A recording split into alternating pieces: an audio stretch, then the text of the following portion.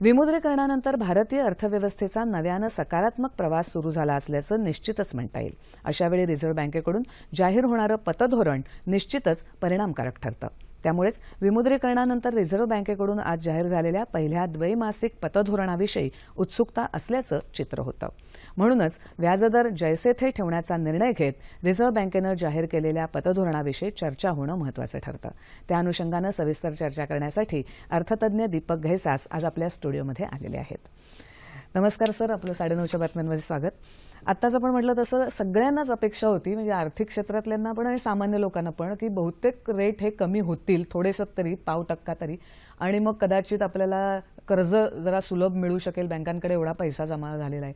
पण तरीसुद्धा ही परिस्थिती जैसे ते ठेवण्यामागे नेमकं काय कारण असेल असं वाटतं? दोन तीन कारण आहेत त्याच्यामध्ये. एक तर रिझर्व्ह बँकेला स्वतःला अजूनही असं पूर्ण वाटतंय की ग्रोथ वर्सेस महागाई याच्यामध्ये महागाईला जास्त प्राधान्य दिलं जावं, आणि ती महागाई आता जरा 5%वर जरी आली असली आणि या चलनबंदीमुळे ती थोडीशी कमी आणखीन व्हायची शक्यता असली तरी ते टेम्पररी फेज असेल.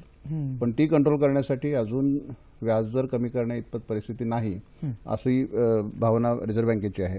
आणि त्याहूनही महत्वाचं माझ्या मते की आतापर्यंत रिझर्व्ह बँक गव्हर्नर हे एकच निर्णय घेणारे होते. आता ही 1 सप्टेंबरमध्ये फॉर्म झाल्यानंतर ही जी पहिली कमिटीची डिसिजन आहे हा पहिल्यांदा याच्यामध्ये रिफ्लेक्ट होतोय. तर त्यामुळे हा 3 अकॅडमिशियन्स आणि रिझर्व्ह बँकेचे गव्हर्नर अशा चौघांनी मिळून घेतलेला हा डिसिजन आहे, आणि त्यामुळे त्याचा आदर करणं आपल्याला जास्त महत्वाचं आहे.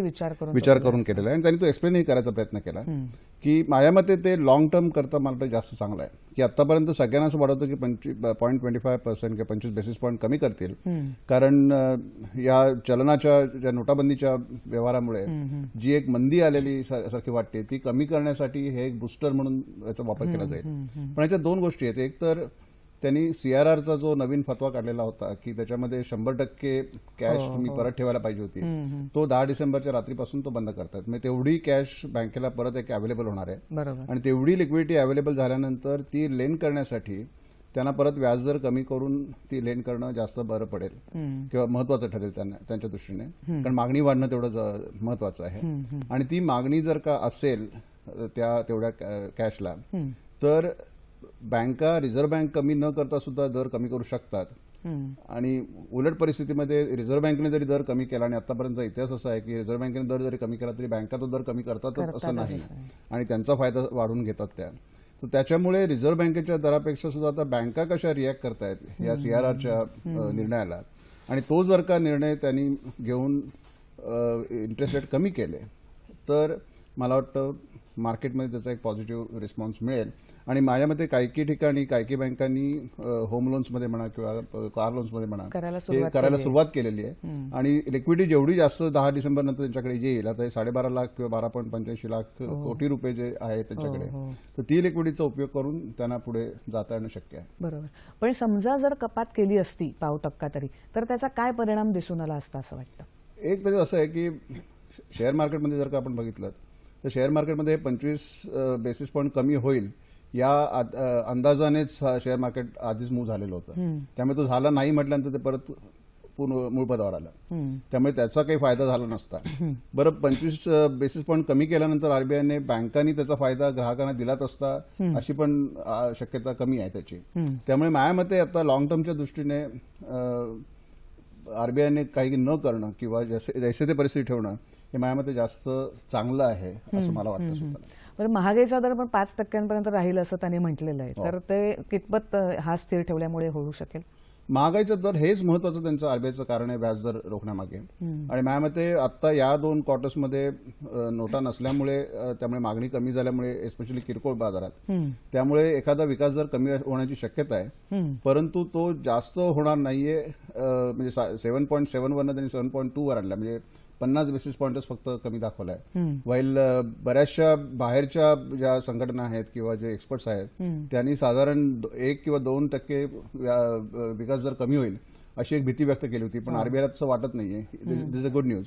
आणि त्यामुळे उद्या मला वाटतं शेअर मार्केटवर त्याचा चांगला परिणाम एखादा दिसून येईल की विकास जर फक्त जर का 50 बेसिस पॉईंटने कमी होणार असेल आणि तो टेम्पररीली 1-2 क्वार्टर्स करता आणि त्यानंतर परत चलनाच्या नोटा परत आल्या बाजारामध्ये की परत विकास जर मूळ पदावर येईल किंवा त्याच्याहून आणखीन वाढेल आणि 16-17चं जे आर्थिक वर्ष आहे आणि आता बजेटमध्ये आणखीन काय चांगले आणखीन प्रकार येतील त्याच्यामध्ये की 16-17चं जे वर्ष आहे त्याच्यामध्ये माझ्या मते विकास दर आणखीन पुढे जाईल आणि त्यावेळेला मग कदाचित आरबीआय परत व्याजदराकडे बघेल. बरोबर आहे. आता तुम्ही शेअर बाजाराचं सांगितलंच, पण रुपयाचं मूल्यांकन म्हणजे जे आपल्याला आंतरराष्ट्रीय बाजारात पण महत्त्वाचं ठरतं, तर आंतरराष्ट्रीय बाजाराच्या दृष्टिकोनातून सुद्धा ह्या आज जो स्थिर ठेवलाय त्याचा कसा काय परिणाम वाटतो तुम्हाला? एक तर माझ्या मते बऱ्याच जणांची अशी कल्पना असते की रुपया घसरला तर ते देशाला वाईट असतं, तर तसं काही नसतं. अच्छा. आणि आता गेल्याच आठवड्यामध्ये चायनाने परत 1.8% अवमूल्यन केलं त्यांच्या चलनाचं. युरोपमध्ये परिस्थिती एवढी चांगली नाहीये. त्यामुळे भारतीय रुपया हा स्ट्रॉंग होणं हे माझ्या मते भारतीय अर्थव्यवस्थेला घातक आहे. त्यामुळे तो थोडा जो स्वस्त होतोय रुपया घसरतोय तो माझ्या मते भारतीय एक्सपोर्टला अतिशय चांगला आहे, भारतीय अर्थव्यवस्थेला चांगला आहे आणि ते होत राहणं महत्वाचं आहे. कारण बाकी जे ब्रिक्स कंट्रीज आहेत किंवा ब्राझील, रशिया, चायना हे जी धोरणं अवलंबन करतायत त्याच्याप्रमाणे भारतीय रुपया मूव्ह व्हावा. त्यामुळे आरबीआय सुद्धा क्वचितच मार्केटमध्ये येऊन त्याला करेक्शन करतं किंवा स्वतः ते डॉलर बाहेर काढतं, पण अदरवाईज बहुतेक बाबतीत भारतीय रुपया माझ्या मते जो ऍक्च्युली मूल्यामध्ये जरी जास्त असला तरी आता आहे त्या विनिमय दरात माझ्या मते भारतीय अर्थव्यवस्थेला चांगला आहे. अच्छा. आता तुम्ही जीएसटीचा बराच अभ्यास केलेला आहे, म्हणजे तुम्ही खूप त्याच्यावर अभ्यासही करताय आणि काय होऊ शकेल ह्याचा सुद्धा तुम्ही अंदाज बांधत असता आणि आता हे अचानक आपल्याला आलेलं विमुद्रीकरण सुद्धा आहे. तर या दोघांचा संबंध हे पतधोरणाचा विचार करताना त्यांनी घेतलं असेल का? आणि आता जो फेब्रुवारीमध्ये परत पतधोरण येणार आहे जे आपल्या बजेटचे थोडं आधीच असेल आणि जीएसटीची यादी असेल, म्हणजे त्यांचं एप्रिल 17चं जर लक्ष असेल तर ते पुढचं धोरण कशा रीतीने असेल ह्या दोन्हीचा विचार करून असं एक अर्थतज्ञ म्हणून वाटतं आपल्याला. एक तर पुढचं बजेट 1 फेब्रुवारीला येतंय, त्यामुळे 8 फेब्रुवारीचा बजेट नंतर येणारा धोरण असेल, त्यामुळे त्याच्यात बजेटमध्ये जे काही येतं त्याचा एखादा रिफ्लेक्शन व्हायची शक्यता आहे. परंतु माझ्या मते आता ज्या तऱ्हेने पटेल साहेबांनी त्यांचं भाषण केलं त्याप्रमाणे व्याजदर कमी करणं ही त्यांची प्रायोरिटी नाहीये आणि त्यांनी स्पष्टपणे सांगितलं की आता आम्ही करतच नाही होत तसं. दुसरी गोष्ट त्यांनी सांगितली की विकास दर आणि व्याजदर यांच्यामध्ये सांगड घालताना व्याजदराला त्यांना जास्त प्राधान्य द्यावं असं वाटतं. परंतु जेवढा पैसा आता बँकांमध्ये परत आलाय विमुद्रीकरणामुळे त्याची लिक्विडिटी अवेलेबल असताना तो मार्केटमध्ये परत त्याचा मल्टिप्लायर इफेक्ट येणं आणि त्याचा उद्योगधंद्यांना फायदा मिळणं ही जर का प्रक्रिया झाली तर कदाचित आरबीआयच्या व्याजदराला विशेष आर्थिक विकासामध्ये महत्व राहणार नाही, पण तो त्यांचा बँकिंग आणि आरबीआय मधला लेंडिंग रेट आहे, ग्राहकामधला लेंडिंग रेट नाहीये. त्यामुळे ईएमआय कमी होणं किंवा कॅश क्रेडिटवर किंवा ओव्हरड्राफ्ट लिमिट्सवर व्याजदर कमी होणं, प्राईम लेंडिंग रेट कमी होणं हे बँकांच्या हातातली गोष्ट आहे आणि ती जर का लिक्विडिटीमुळे, ॲडिशनल लिक्विडिटीमुळे आणि सीआरआर कमी केल्यामुळे जर का होऊ शकली तर त्याचा आर्थिक विकासाला जास्त फायदा होईल. बजेटमध्ये माझ्या मते अर्थातच काहीतरी उपाययोजना केल्या जातील असा एक अंदाज आहे आणि ज्या वेळेला ज्या देशांमध्ये जीएसटी इम्प्लिमेंट झालेला आहे, जे आपण मला वाटतं 100हून जास्त देशांच्या नंतर जीएसटी इम्प्लिमेंट करतोय, तर त्यामुळे जीएसटी जिथे इम्प्लिमेंट झाला तिथे जीडीपी पहिल्यांदा कमी आलाय विकास दर. पण त्याच वेळेला प्रत्येक सरकारनी त्या टॅक्स प्रणालीमध्ये, कर प्रणालीमध्ये सुविधा दिलेल्या आहेत किंवा सूट दिलेली आहे आणि त्या सुटीमुळे परत विकास दर वरती आलेला आहे. त्यामुळे असा एक अंदाज आहे की कॉर्पोरेट सेक्टरला जसं जेटली साहेबांनी मागच्या बजेटच्या वेळेला सांगितलं होतं की त्यांना 25% खालती आणायचं आहे, पण बाकी सगळी जी डिडक्शन्स आहेत ती बंद करून टाकायची आहेत.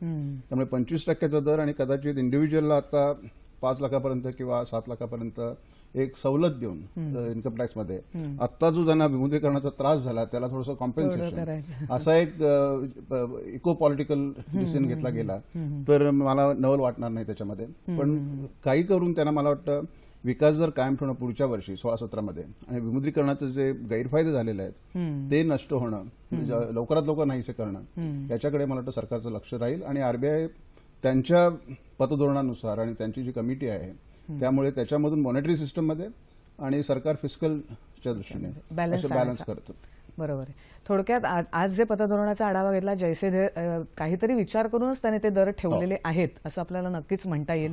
आणि विमुद्रीकरण आणि जीएसटी नंतर आणखीच आपल्याला वेगळं काही चित्र कदाचित बघायला मिळूही शकेल. तर जीएसटीमुळे होणार आहे काय की बऱ्याचशा गोष्टी ज्या आता करातून वगळल्या जात आहेत किंवा घेतल्या जात नाहीयेत. पटकन एक साधी गोष्ट सांगतो की रिक्षावाला माझा जो होता त्याला मी विचारलं तुला काही त्रास झाला का, तो म्हणाला घरी 7-8 लाख रुपये पडलेले आहेत माझ्या. तर रिक्षावाल्याकडे 8 लाख रुपये म्हटल्यानंतर तुझं म्हटलं अॅन्युअल इन्कम काय, तर म्हणाला 8 लाख रुपये. इन्कम टॅक्स किती भरतोस, नाही भरत म्हणाला. आता हा माणूस जेव्हा 8 लाख रुपये बँकेत भरेल तेव्हा त्याला इन्कम टॅक्स भरायला लागेल. म्हणजे आता जो फक्त 1% भारतीय इन्कम टॅक्स भरतो त्यामुळे इन्कम टॅक्सची व्याप्ती वाढेल आणि जीएसटीमुळे सुद्धा इनडायरेक्ट टॅक्सेस आहेत त्यांची व्याप्ती वाढेल आणि त्यामुळे फिस्कल जे डिसिप्लिन आता सरकारला ठेवायचं आहे ते जर का त्यामुळे ठेवता आलं तर विकास कामांकडे जास्त लक्ष देता येईल. हा एक जो सर्कल पूर्ण जर का करता आलं सरकारला तर त्याचा फायदा आपल्या सगळ्यांना होईल. बरोबर आहे. आज पतधोरणाच्या निमित्ताने तुम्ही एकूणच आपल्या अर्थव्यवस्थेची चांगली माहिती दिलीत आणि इथे आलात त्याबद्दल धन्यवाद.